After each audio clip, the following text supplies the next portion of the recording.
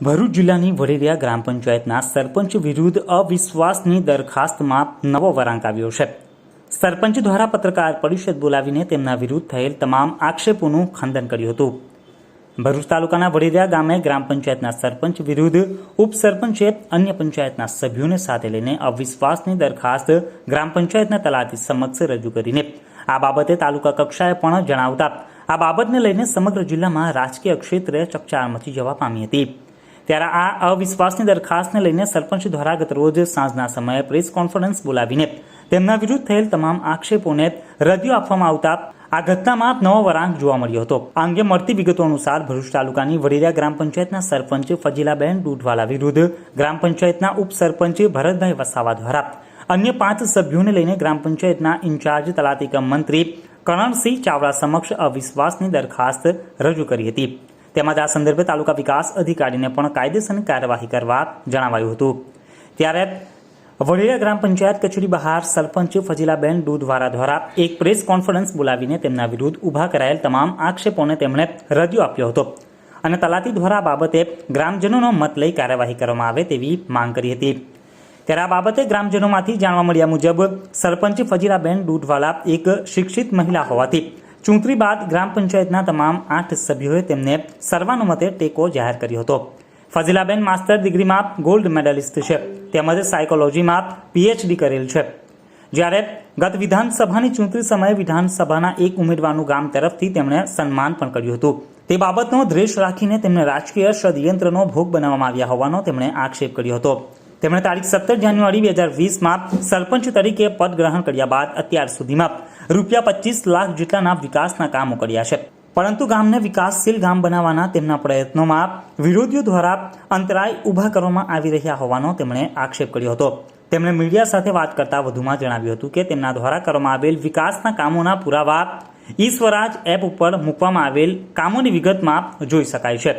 તેમના વિરુદ્ધની અવિશ્વાસની દરખાસ્તમાં જણાવ્યા મુજબ તેઓ વિકાસના કામો થવા દેતા નથી તેવા આક્ષેપનું ખંડન કરતા તેમણે જણાવ્યું હતું કે ગામનું દરેક કાર્ય જે તે વોર્ડ મુજબ ગ્રાન્ટના બજેટમાં હિસાબને અનુલક્ષીને થાય છે। તેઓએ સાથી પંચાયત સભ્યોને તેમના વિસ્તારના વિકાસના બાકી કામોનો રિપોર્ટ આપવા પણ જણાવ્યું હતું। તેમ છતાં સભ્યો દ્વારા કોઈ પણ જાતના વિકાસના બાકી કામોની રજૂઆત થઈ ન હતી।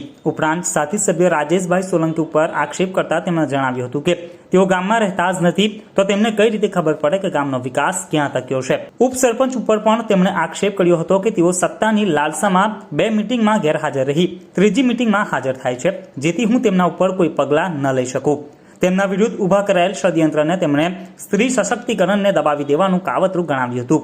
તેમજ મીડિયાના માધ્યમથી તાલુકા વિકાસ અધિકારીને અપીલ કરતા તેમણે જણાવ્યું હતું કે 5 જણાના મતે આ મામલે કોઈ પગલાં ન લેવાય, પરંતુ તમામ ગ્રામજનોનો પણ મત લેવામાં આવે।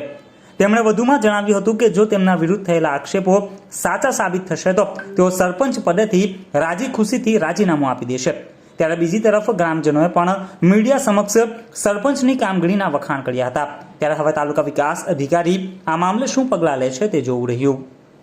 બહુ સારા સરપંચ છે, બહુ સારી રીતે કામ કરાવે, બધી દેખરેખ સારી રાખે છે અને બહુ સારું કામ છે। નારી સશક્તિકરણની તમે વાત કરી રહ્યા છે। અમારા ગામમાં બધી લેડીઝને પૂછી જુઓ તમે, અમે એક ગ્રુપ જે બિનજરૂરી તત્વોની વાત કરી તમે આજે, બિનજરૂરી તત્વોએ પોતાની નાગરિકતા નિભાવી હતી। એ લોકોએ બીજું કામ એવું નથી કશું કર્યું કે બીજાને નુકસાન થાય, બરાબર છે। આજે લેડીઝ બધી છે કે આજે પંચાયતમાં વિધવા સહાય યોજનાથી એ લોકો બી આવેલા, તે બધાની સહાય અમે કરી। જે વિધવા ઓરતો હતી, જે બધી લેડીઝ હતી, તે અમે એક ગ્રુપ બનાવેલું, એ ગ્રુપ ત્યાં આવતું હતું, બિનજરૂરી તત્વો ત્યાં પંચાયતમાં ના આવતા હતા।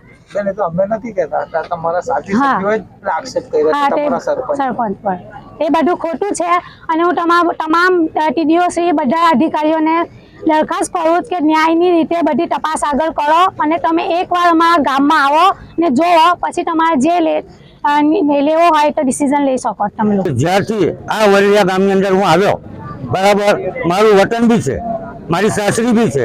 જ્યારે આ છોકરી આવી ત્યાર પછીનું ગામની અંદર વિકાસના કામો જોવા મળેલ છે। બીજું કે ભલે નાની ઉંમરની અંદર એના કાર્ય કરેલું છે, પણ એને બહુ મોટું કામ કર્યું, જે લોકોથી ના જોઈ શકાય એને એની પર આક્ષેપ મૂકેલો છે, સરાસર ખોટો છે।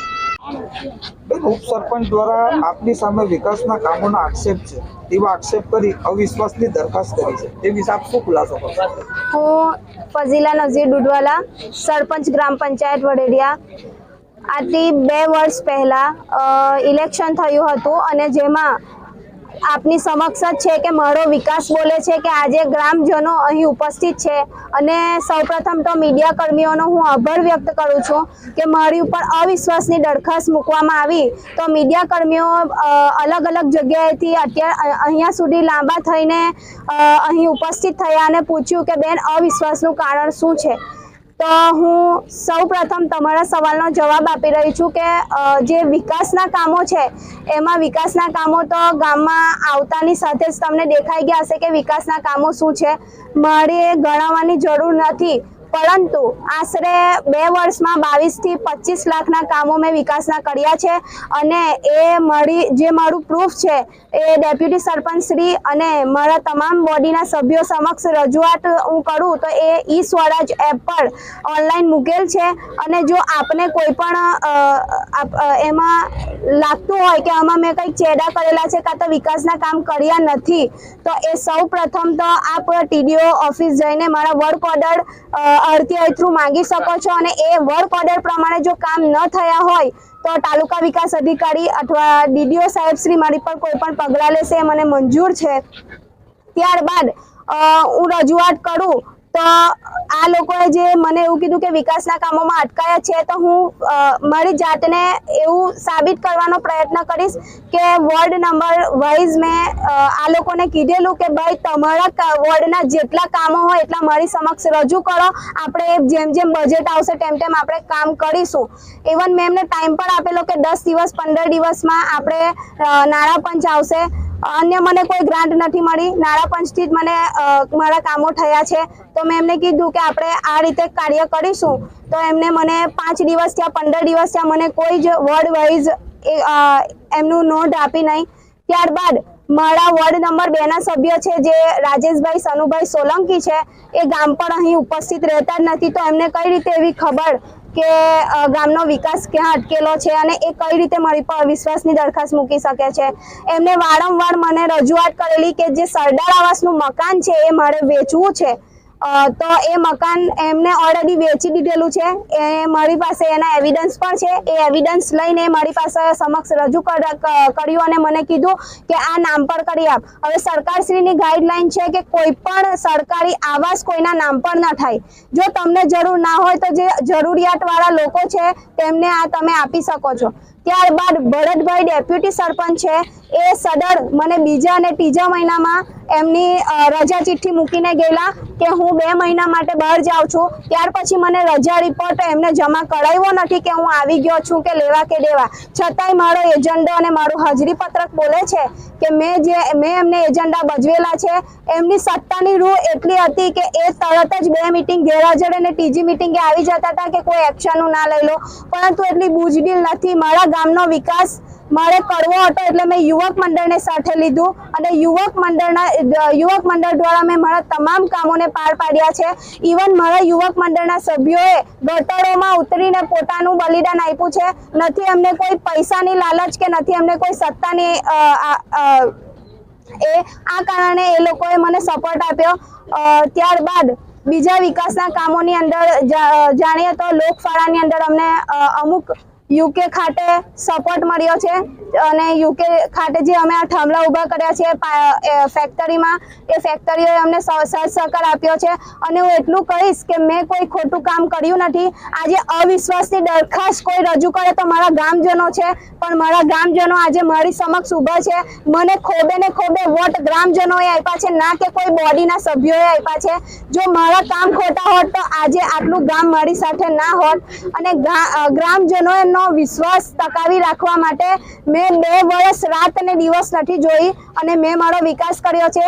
જે હું ડેપ્યુટી સરપંચ શ્રીને અને જે અવિશ્વાસની દરખાસ્ત લઈને આવેલા તમામ સભ્યશ્રીઓને હું વિનંતી કરું છું કે આવી રીતે સ્ત્રી સશક્તિકરણને દબાવી ના દો, કારણ કે આજે દરેક સમાજમાં આગળ ને આગળ સ્ત્રી સશક્તિકરણનો આગળ ફાળો રહેલો છે. તો આજે સરકારશ્રી જે સ્ત્રીઓને આગળ વધારવા માટેના જે પ્રયત્નો કરી રહેલા છે, તો અમુક રાજકારણી રમતથી આવી રીતે ગ્રામ લેવલથી જ સ્ત્રીઓના અવાજ દબાવી દેવામાં આવે છે અને આગળ જવા દેવામાં આવતા નથી. તો માનનીય શ્રી TDO સાહેબને હું વિનંતી કરીશ કે એની યોગ્ય તપાસ કરો અને મારા ગ્રામજનોને તમે ઘેર ઘેર જઈને પૂછો કે એમને મારાથી કોઈ ગમો અણગમો છે, તો આ યોગ્ય તપાસ થવી જોઈએ. હું મારા ગામને કોઈના આવી રીતે આટલી 0 થી ઉપર લઈ જઈને હું કોઈના ભરોસે છોડવા માંગતી નથી.